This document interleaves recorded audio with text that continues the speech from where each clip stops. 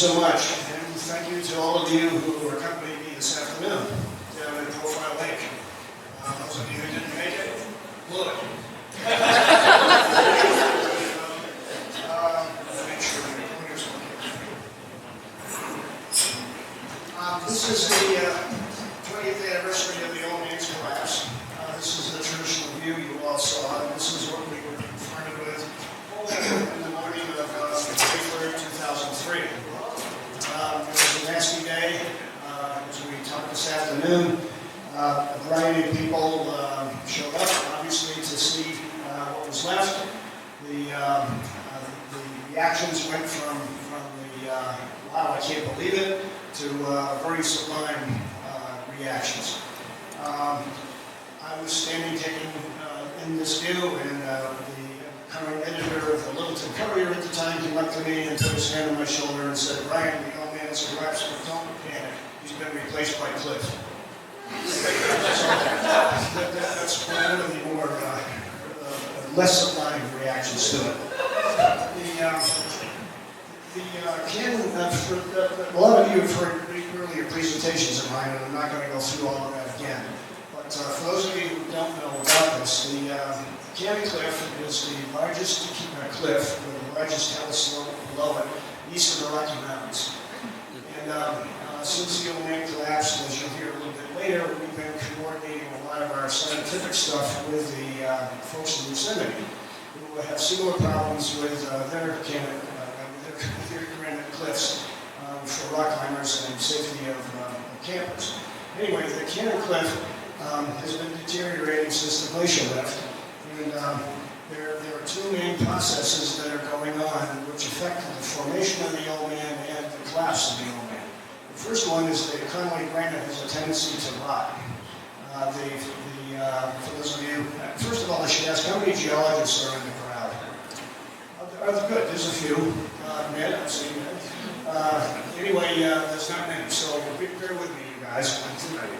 The potash feldspars in the granite have a tendency to deteriorate. It's called kaolinization. The moisture in the air gets after the kaolin, the potassium in the potash feldspar, and the minerals fall apart. And when that happens, the rock begins to fall apart. Those of you who pack to Greenleaf, Fullerton Lake probably are very familiar with this material. The locals call it rotten stone. Anyway, the granite has a tendency to fall apart, as you see here. The other process that goes on very actively is freezing and thawing.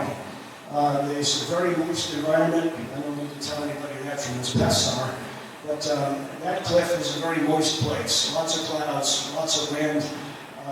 When moist, humid air hits cold rock in the summertime, the moisture condenses and the heavy winds are driving that moisture into the cracks and crevices all the time in the rock. And the freezing and thawing, which occurs, as I'll show you a little bit later, more frequently now than it used to, begins to create the talus that you see on the left there. It's a very active process.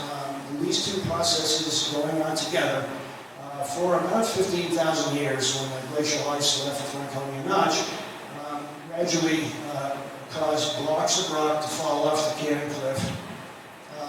As you see here, the Old Man used to be right up there. We'll use what's left of them down here. Those two processes are ongoing today. They've never stopped. The Old Man is what we refer to in the parlance as geology in action. What I'd like to do for those of you who aren't familiar with the Old Man is take you on a little quick tour. This is a view of the Old Man. For those of you who have seen it, great. Those of you who didn't see it, this is what you used to see from Profile Lake. If you visualize yourself going straight up in the air and around the Old Man to the south, when you got all the way around here, you would see this rock mass. Stepping on the cord here. This is the Old Man's rock mass right here. The forehead slab there, the chin block there, the nose, the upper lip, the nose, the eyebrow, and the forehead. If you look closely, you'll notice pretty quickly that the chin block and the upper lip block are not connected to the cliff. The portions of the rock mass that are, the nose block here, the eyebrow block, and the forehead go back into the rest of the mountain mass. When we were doing the environmental impact statements for the selection of one of their alternatives for I-93 through the Notch, the two-lane parkway that's there today is the result of all of that. But the studies we were doing up there at the time were to figure out if this rock mass, as you see here, could survive the construction in the Notch. On the cliff, I got to spend that entire summer rock climbing. I'll stay on all my equipment. Betsy, my wife, was very patient with me leaving in the morning and hopefully coming home at night. We did a lot of work up there measuring these blocks and trying to figure out the mechanisms that made it stay up there. This is on the canyon cliff below that rock mass. This is the chin block here. As you see here, the upper lip above it and the upper block above. From this point here to this point here was measured in the field at 27 feet. And if with your eye you follow that crack down into the back of the rock mass and match it up with this one, that was about 18 feet. What that meant was that the chin block, which you remember from the first slide was disconnected from the mountain mass, was actually overhung almost 80% rather, of its width. Those of you who know about rock know that it's very strong in compression. You can put lots and lots of weight on a block of rock in compression, upwards, downwards, and not have anything happen to it. Conway granite, that's about 50,000 pounds per square inch. So very, very strong in vertical way. However, if you put a load, if you bend it, if you try to bend it, it doesn't have much strength at all, about 1,000 pounds per square inch. And those of you with expensive kitchen renovations with granite tops, maybe like an 1.5 or 2 inch thick, somebody comes over to the house and flops down, sits on the counter and snaps right off. That's the difference between compression and tensile strength. So you can see, knowing that tensile strength, this block is pretty unstable. At the time we did this is a 1976 photo. You can see the rock in here is in a pretty heavy-duty stress, lots of cracking and fraction. We initially thought this block here was part of the mechanism that kept it up there. We affectionately named it the Adam's apple. And it unfortunately fell off before the old man did, well before the old man did, so we knew that was not part of the mechanism. Another view of that situation, which is even more compelling, here's the chin block here, is that joint going back. You can't see the one over here, but it comes in from this side. There's the 27 feet here. The upper lip is up there, and there's block up above. This rock mass, the entire rock mass is cantilevered in place. And the way that worked was the 7,200 tons of old man rock above a plate somewhere right in here was pressing down on that point, levering those blocks in place.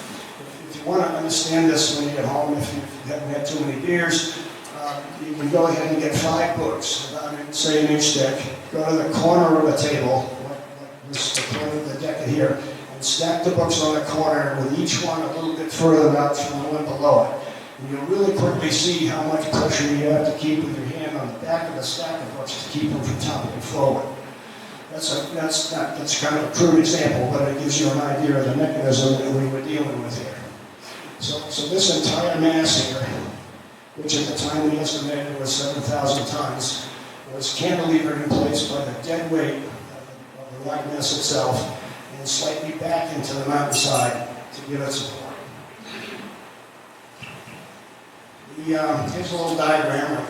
I promise not to show you too many of these, but this is the result of the analysis that we did.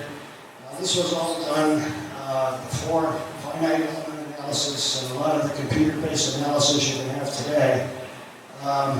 In fact, when we were doing this, I just received my first Texas Instrument calculator that had trig functions on it. So this is like back-of-the-envelope stuff compared to today. But it worked. And anyway, what we found was that there's a tiny bench in there that was supporting that compressive strength, that was supporting that weight. That bench was about the size of a typical card table, maybe 4 or 5 by 4 or 5 feet. And the dead weight of the old man was downward and backward as you can see on these lines here. So it was pretty clear that anything that would disturb that bench right there would precipitate the collapse of the old man. The old man fell down in, as I said, May 3rd, 2003, and here's what was left there. The old man's gone, as you can see. I'm going to show you a picture in a minute, but this triangular shaped block with a little dish on the top of it, there's a block right here that fits in the dish, and another little placer block there, and this square guy here. If you go ahead here, you can see the old man collapsed right along this line here. So all of this rock left the cliff when the little bench that supported the chain and upper lift fell apart. As soon as that bench crumbled, probably from the result of those two processes I talked about, the decomposition of the granite and the freezing and thawing, the little bench that supported the weight, the cantilevering, the chin and the upper lip probably went to the valley, and the rest of it went up, probably all in just a matter of seconds. And 7,000, at the time we thought 7,200 tons of rock falling 1,000 feet, rendered itself basically exploded when it hit the talus slope into the blocks that you see there today. A piece of advice: if you go to eBay and you find somebody selling pieces of the old man's nose, no matter what the price is, don't do it. I would defy anybody, geologist or anybody, to go up there and identify pieces of any particular part of the old man that disintegrated essentially once it hit the talus slope. When we say disintegrated, into a bunch of blocks, some of which are the size of a car. So we're not talking about dust here. Anyway, when the old man fell, we had an unfortunate opportunity to go up there and have a look by helicopter. And when we did, we found that the old man toppled forward. In the slide I just showed, the chin and upper lip failed, and the rest of it followed it down in the valley and it toppled forward. Proof of that is the feet in these turnbuckles here. These are the turnbuckles that have been installed to hold the back of the forehead, hold the front of the forehead, so that it wouldn't slide away from the back of the forehead. And those, as we've all heard about turnbuckles and chains and all sorts of support, those turnbuckles were in. There was nothing underneath where that support mechanism took place, or was in place. But what we saw here was when the rock mass toppled forward, towards you in this picture here, the inside of the rock mass, the old man's rock mass, was filled with rotten rock. The Conway granite had continued to deteriorate inside the old man. And nothing that had been done up there prior to the collapse could have stopped this, really. So the fact that the old man fell was almost inevitable. It was just a question of time. Now, when the old man fell, precipitated, as I said earlier, much mourning, I guess I would say, and anguish over the collapse, loss of the profile. But it also stimulated a bunch of interest in replacing people up there. And this is the rock mass that's left. You can see the turnbuckles there. And this is not a particularly inspiring foundation when you look at it. You wonder what's going on up there. Some studies that have gone on this summer, which I'll tell you about in a few minutes, have shown that this rock mass is really quite incompetent. And we now know from this summer that there's a lot more of the old man's rock mass still up there than we thought. We thought 7,000 tons had fallen down. Really, it was more like about 2,500 tons. So there's 5,000 tons of very loose, very incompetent rock up here that is dying to go to the valley. And I'll show you some pictures in a minute. We expect it will. Anyway, any proposal to replace the old man, and you may have heard some of these, have a couple of problems. The first one is Mount Rushmore. Everybody says, well, look what we did in Mount Rushmore. We carved presidents' faces and da-da-da-da. Well, the difference here is that we have a rock mass that was cantilevered on the side of the mountain in place by Mother Nature. Mount Rushmore, the reason the faces stick out is all the rock around them was mined out by the people that did the sculpting. So we can't do that here. You can, I think, from the picture, see why. The second problem is that the rock mass back here is so loose and desegregated that to anchor anything back into the rock mass in tension, basically, like hanging the picture on the wall, would have to go so deep into the rock mass to find secure foundation that it wouldn't last. That didn't stop a lot of people. This is one of the more elaborate proposals. These proposals, some of them went from the ridiculousness of mine, like you would expect. And the standing joke was that all the then living governors needed to have their profiles taken, their photograph taken in their profiles, so that one of those could be selected for the replacement.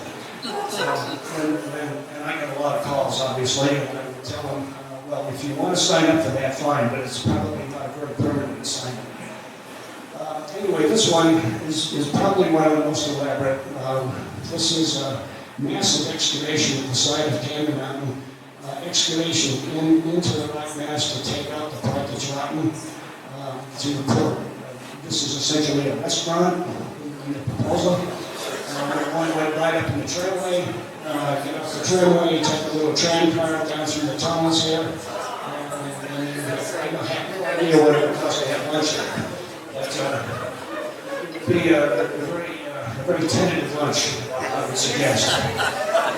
Anyway, we were confronted with this kind of thing, and fortunately, Mother Nature's rock mass prevented a lot of it from happening. A lot of studies went on immediately after that, looking at this residual rock mass sort of sticking out here, like you see it.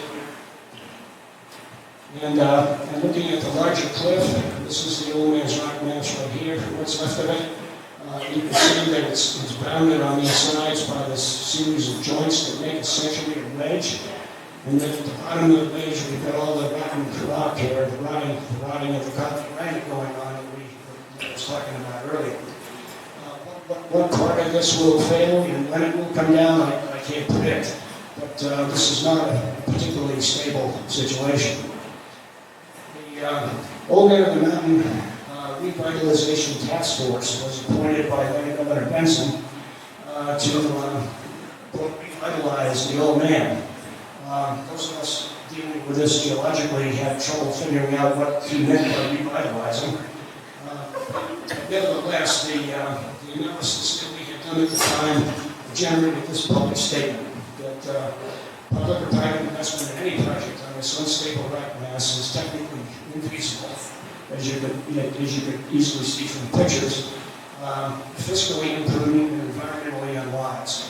The picture I showed you a minute ago of the dramatic proposal would basically attract the sides of Canyon Mountain with all of the crane works and the other kinds of construction works you have to have at the top of the slope in order to hang over the side to recreate a structure as they proposed. So that led us to where we are, or where we were in 2003 or 4. How do I remember the profile on the floor of the lodge? There was great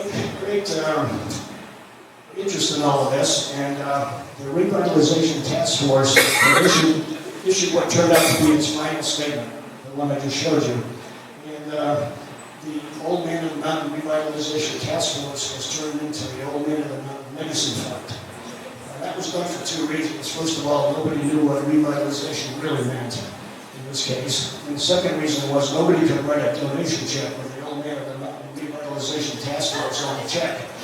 So we needed a shorter name. That led to the Old Man Legacy Fund. My predecessor as president was Dick Hamilton. Some of you probably will remember Dick Hamilton. Mountains attractions and had been involved in the Old Man for a very long time. He's famous in the news. You probably remember he's passed away now, but at the time he was famous because people quoted him because he lived in Littleton and passed through Franklin Ranch every day on his way to work, and on the way home he would say, "Good night, boss," as he went by the Old Man. Recognizing that the Old Man had this kind of influence on the commercial activity in the North Country and coincidentally with the supplying influence that it had on people that had seen it. You'll see in a minute what I mean by that. Anyway, the Old Man Legacy Fund was then changed into the organization you see here. We were to create the monument up here, and then we were to collaborate with the state park, which we're continuing to do now, to promote the Old Man Historic Site, the Memorial Plaza, and a broad range of recreational opportunities. This afternoon I pointed out some of the wetlands protection process, and the fish ladder we're trying to work on, and some penny trail improvements and so on. And lastly, to support scientific research to try to keep the Cannon Cliff and the environment there to understand it so that it can be protected sensibly. The working assumptions that we had, and I threw a couple of text slides here just so you don't have to listen to me talk about it, but we found that the Old Man was a timeless, in talking to thousands of people to get this right. It was a timeless, reliant, steady presence whose like a naturally time-worn profile projected a fundamental strength of character and independence of spirit. Many of the people we talked to found personally encouraging and very supportive. As a technical person, I was listening to this kind of thing and not connecting to it until I had been subjected to it enough so it began to sink in that this wasn't just a lapse or an optical illusion. Regardless of its existence, it had an impact that we hadn't really understood until he was gone. So, the next paragraph here, many took a deep personal comfort in that reassuring statements, and they were stunned. Literally, many people were stunned and shaken by the loss, just as they might be with the loss of a parent, a spouse, or somebody else close to them. We used to talk about the fact that on the day of the collapse, and on the few days afterwards, the reaction to the Old Man's collapse was similar to the reaction you probably all saw on TV when Lady Diana was killed in a car accident. There were day after day after day of piles and piles of flowers and other kinds of votive candles and other kinds of expressions of mourning at Buckingham Palace. We had the same thing in Franconia Notch for about 2 weeks. Each morning or each night, rather after dark, the staff would go down, clean up the flowers that weren't going to last overnight and whatever else was left, and they do it again. And that took place for about 10 days to 2 weeks. This steady kind of thing. So that led us to the second set of assumptions. The Old Man's collapse ended the most extraordinary meaningful relationship between the individual people of New Hampshire, New England, all over New England. We got responses to this all over New England, and frankly, many parts of the world. We had, and we saved all this, records from people in Southeast Asia who've been up here on a tour and had seen the Old Man. And we're unable to talk about the Old Man in our kind of language, but their expressions from people we referred those notes to, who could translate them, in almost a Buddhist-like reference. Anyway, this last paragraph was really a guiding one. The relationship characterized a very personal effort on their part to understand how it naturally formed, how it remained in place, and how to understand their reaction to its sublime and extraordinary human form. I have trouble as a geologist personally describing this. I don't feel like I have the vocabulary for it. It's quite extraordinary. Anyway, that led us to have a contest. And I talked to the folks this afternoon in the field about this. We made the mistake of having a contest to see who could come up with an idea of how to do this in the notch rather than up on the mountain. And as I said to everyone this afternoon, when you have a contest like this with artists involved, everybody is pissed off at the end of it except the person who won.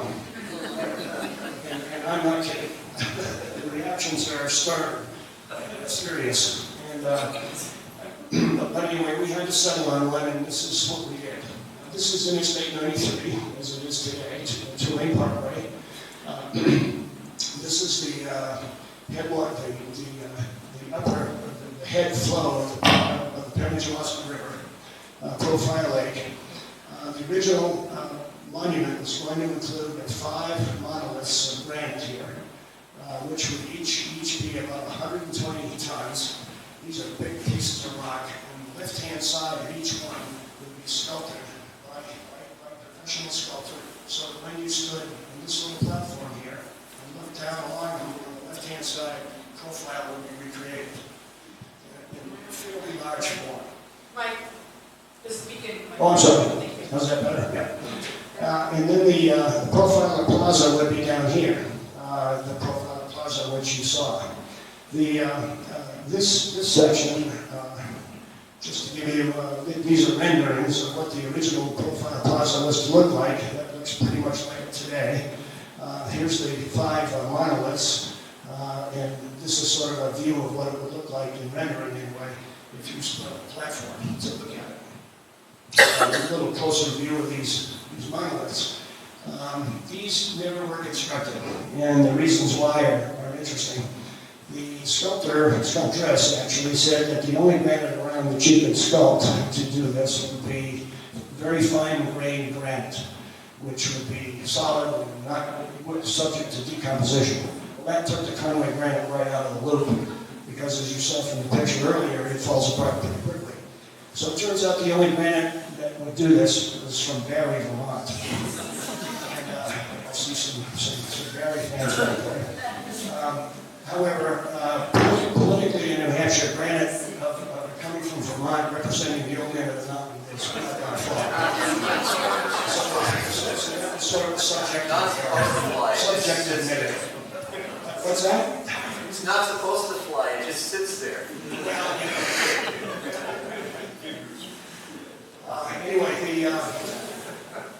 the second reason was that if, let's assume that was okay, and it would come over. The second reason was these 120-ton blocks are huge. And it turned out the only way to get them from Barry, Vermont to Franklin and Notch was to bring them across the Connecticut River, obviously. And the only bridge on the Connecticut River that was large enough and properly constructed to handle that load was in St. Johnsbury. The new Interstate 93 bridge, built probably within the last 15 years or so. So that added almost 100 miles to the transportation problem of getting these blocks over here. And finally, finally, getting these blocks down to where they would go, and those of you on the trip this afternoon had a look at where they were going to go. The Federal Highway Administration would not allow the construction of a temporary ramp off of the 2-lane parkway down to where they would go. So basically, the slabs of granite, the slabs of Vermont granite, took themselves out of play because of their size and shape. Anyway, here's a little quick summary. The monolith portion was discarded, as I just said, and that left us with just the plaza portion being logistically feasible and funding without state participation. Now you might wonder what that's all about. My predecessor and I went to the legislature with this idea and said, would you participate with us in this project? Matching or something like that. Nothing, no, they wouldn't do it. So my predecessor stood at the hearing, stood up, took out his wallet, took out $1, put it on the table and said, if we give you this $1, so you don't have to put any money into it, would you pass a resolution in support of the project? And that didn't work. So there was no state participation in the construction of the monument. I don't have an explanation for why that was the case. So what you saw today, those of you who saw it today, you'll see it in a minute, is entirely constructed of private donations. The reason at the time we were very disgusted with that and sort of perplexed by it, but what it has done is shown us what collapse and the loss of the old man meant to the private community, without politics involved and without all the shenanigans that go on trying to raise public money. So to clearly make it so this was a very personal thing, we decided to take the approach that we would build out that profile plaza, which would give us a chance to take advantage of this part of the research that we had generated. And we think we met the goal, and I think most people that were with me this afternoon think so too. If you haven't seen it, you need to see it, or talk to somebody in the room who saw it this afternoon. What's there is the profile plaza that I talked about. It's some pictures here. The construction of the plaza starts behind where this picture's taken at a building where there are bathrooms available, which are crucial to any public facility. And it used to be an ice cream shop, and that sort of didn't work, so now the building's surplus, and we're thinking about turning it into a interpretive center when we can see, hopefully raise some money. Anyway, you start down the pathway. Most this afternoon could see these things. This is a recognition of all of the people who worked on the old man over the years. There are literally hundreds of people who had more or less something to do with taking care of the old man. When you get down there, you come to the plaza. The old man used to be up there. This is the central island in the middle of the plaza. The Franconia State Park was named a National Natural Landmark back in the late 1940s. We thought when the old man collapsed that designation would go away, but it hasn't, which is nice to know. The Federal National Park Service is interested in helping us. We don't know how yet, but they are interested in doing it. And the plaque dedicating the National Landmark is on that rock right there. Anyway, as I said, the entire plaza was paid for by private money, and the way we did it was to have granite pavers on the floor of the plaza. People buy the pavers. There used to be 3 different sizes left. Now there's only 1 left. It's about 150 left if you're interested. And we raised almost $750,000 by selling pavers. And it allowed us to fill this out, or finish this out. These profile towers and profilers themselves are made of stainless steel. We maintain them every year so that they've got some good life, and with the money we've raised, we can have them down in place to keep it going. This is my paper. I obviously had to buy a paper if I was going to run around and ask other people to write money, so I did. And I take a lot of grief for the insight I put on the paper, including some this afternoon. So, anyway, what you do at the plaza, for those of you who haven't been there, is you come down to the plaza and you look on the floor here, and you look for the papers that are on the floor that have your footprints on them. Like there's a set of footprints with 6 feet, 6.5, 4 feet 6, and that kind of thing. You look around until you find your footprints. And like this gentleman is doing here, you stand on the footprints. And when you do that, you look up on the profile, and you find yourself aligned with the profile that's down, and then these deformations on the left-hand side. And when you look beyond the paper, you put the old man right back where he was. The same size, same shape, and so on. The brilliance of this by the guy that designed it is we can do like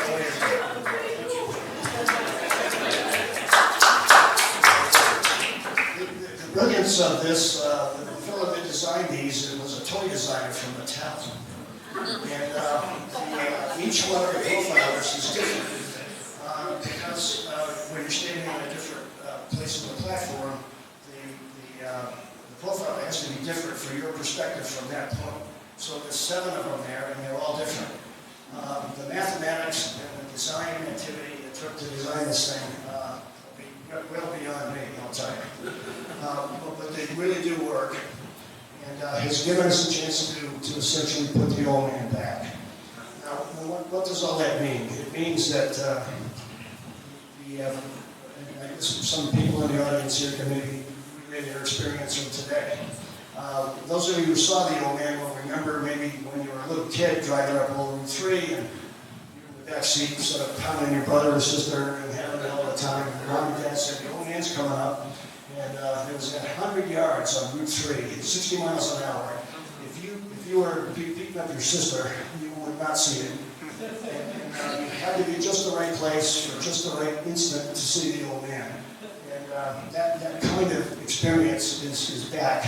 People come down, they walk around in the plaza, they get confused, where's my footprints, blah, blah, blah. When they finally get to the right spot and they line up with it, it's a discovery. It's a moment that I have a little trouble describing, as you said, because I'm a scientific sort of person. But standing there, sitting there, watching the reactions to this monument, and even this afternoon, it's wow. It's an oh wow reaction. It's we put it back there so that you can see it. But what's really there is the experience of seeing it. This is it's connected people back to the old man's legacy in a way that we are really pleased with. Anyway, the Legacy Fund, now that we got the monument done, and by the way, we transferred ownership of the monument back to the state of New Hampshire after it was finished, so they now own it. We maintain it using the endowment funds that we have. But this has given us a chance to start on the second part of the mission.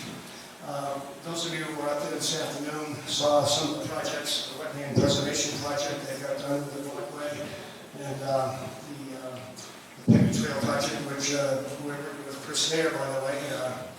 Chris is on our board of directors, which is really handy, and he's helping us out with various contacts with AmeriCorps and whatever to get the trail done. But the idea is to take that part of Frank County Mountain State Park between Cannon Mountain and Lafayette Campground and the Flume, which is kind of a backwater in the park, and to turn it into more of a family-friendly portion of the park itself. It's a far-reaching sort of concept that they have, and we're really happy to be part of it. As I say, I showed everybody some of them this afternoon. But one of the things we started to do is get on this scientific research kick. And after we're done, if you want to stick around, there's some posters over here we can look at, and I can explain some of it in a little more detail. But this past summer, I got connected with a grad student at Dartmouth and wound up on his committee. And he is perfecting the technology involving a drone here, which you can see in the circle. The drone is about the size of a laundry basket. It's not the kind of thing you take with a family wedding. It's got all sorts of appendages and data collection devices and so on it. And what he was doing with it, and I should say, this grad student came to Dartmouth following a professor of his at Caltech, who worked at the Jet Propulsion Laboratory, who was bringing the science involved in the Hubble telescope and that kind of thing over here to New Hampshire. Some of the technology and the results you see here probably will wind up going to Mars at some point. Anyway, the drone you can see here, we had lots of fun with this drone. Highway Department was not impressed with the fact that we wanted to shut off the Boise Rock pull-off here so that we could launch this thing without tractor-trailer trucks interfering with it. And, but we managed to get around those problems. And what he did, and we supported it through our mission here, was to fly these traverses back and forth across the canyon cliff with the drone. And what he was doing, those of you in the room probably are familiar with LiDAR images. I'm sure some of you are.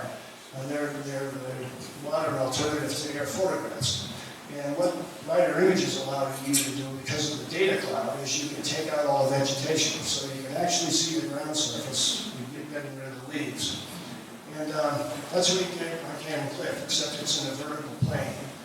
And because this is all geo-referenced, he was able to relate all these measurements he made to archival photographs that we had taken on the old man back in the 1970s.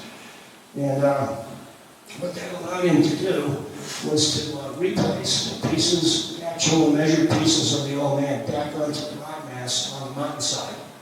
The posters up here, I can show you later, are a little more static, but he was able to pick spots in the archival photographs that didn't fall down that we could identify and put the pieces of rock back on there that had fallen off. I'm broad brushing this because to get into it too far, you'll always snoring very quickly. Anyway, he was able to put the rock mass back up there in tremendous detail. Almost like it hadn't fallen off. See two pictures there. And anyway, what this allowed us to do was to make very precise measurements of the rock mass that existed up there before the old man fell. We can talk about these measurements more in the posters over here too if you want to look at them later. But the idea was to measure these things in a geospatial environment. It's all satellite controlled. And what we found was the measurements that we had made in the mid-1970s, which I published in 2005. You can see here's his model here, and here's what we actually measured while we were rock climbing in the 1970s. I was stunned by how well we did. We had no idea how well we did in the 1970s because we were spinning around on climbing ropes, and Jumars had just been invented, so we were trying to figure out the technology. The bouquets were really complicated. A lot of the work getting underneath the chin, we were overhung most of the time, sort of nailing our way in and out. So the measurements were plus or minus a lot, at least we thought. But now we know we were pretty close. All of that's great. It reinforces the idea that the mechanism we had figured out was the right one, and the way we had put the protections together would work. As I said earlier, we thought 7,200 tons had collapsed off the cliff. Now with the new measurements, we know that about 2,000 tons came off and 5,000 tons is still up there. This has helped us to shunt further interest in putting something up there. 5,000 ton foundation that's kind of floating is not inspiring for any sort of reconstruction on the mountain. Plus the fact the policy's already been decided that no one will do that. But if you are wondering if there's anything left of the old man, there is. And if you're wondering if it's stable, it isn't.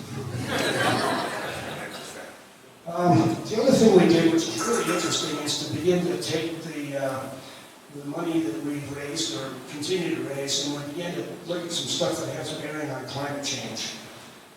We were able to, with the help of the Pemmican Search and Rescue folks, mount temperature sensors all across the cliff, on the lower cliff, as you can see there, and some on the top of the cliff. And these are sensors that collect temperature data and allow us to get them at the end of the season and download the temperature for the entire summer.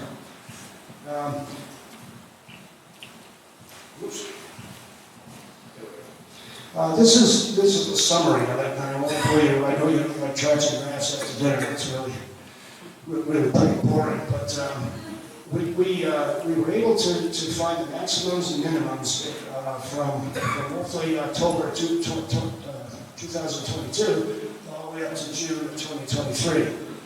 And this is the basic daily changes in the temperature. The blue section here is when the rock temperature on the cliff is freezing, or below freezing. In freezing in time, when the water freezes at night and thaws out during the day and freezes again the next night, is going to occur along the margin up here at the top. And what we found was that there were about 87 freeze-thaw cycles going on in the cliff each year. And that is in contrast to an estimate made in the 1970s of 30 to 60 cycles. So you might wonder what's causing that difference. Well, once again, I'm summarizing. Listen here.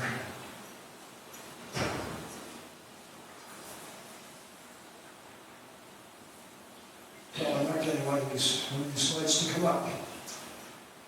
Anyway, what it shows is in the period of time between the 1970s and the present, the freeze-thaw cycles, which is a measure of how warm the climate is and how many times it varies, plus or minus, has increased substantially. Probably in the order of, in temperature, probably something like 1 3/4 to maybe 2.5 degrees per season. climate change is taking place on Canyon Cliff. The implications of this are, the department's very glad to have this because it measures the safety of the rock climbing community at Canyon Cliff. For one thing, it also data which needs to be recollected in many ways. And we're missing a slide here. I don't know why it's not coming up. But the implications of this are showing that the climate is definitely warming and it's coming up pretty quickly. This work is underway. It's going to continue for the next 2 or 3 years. Maybe next year or the year after, I'll come back and give you another chart. Anyway, the Old Man Legacy Fund is up and running and warm and healthy, I guess. This is the website address. I would encourage you, if you are interested in this, I see Mike is taking a picture with his phone. It's perfect. All of the information I gave you tonight is on the website in much more easily digested form. If you want to get into the complex geological publications, they're all on there too. And all of the information that I've given you tonight, in summary form, is you can flesh it out there. One caution I would give you is if you happen to not go .org, you put in oldmannh.com, you're going to get some sort of Southeast Asian pornographic.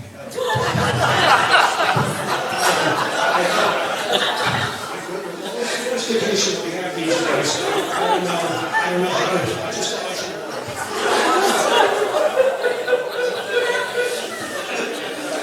Anyway, it's not a traffic today. I would be glad to answer any questions you have, but if you have a story, a quick one you want to tell tonight, please feel free. This afternoon we're doing that up there.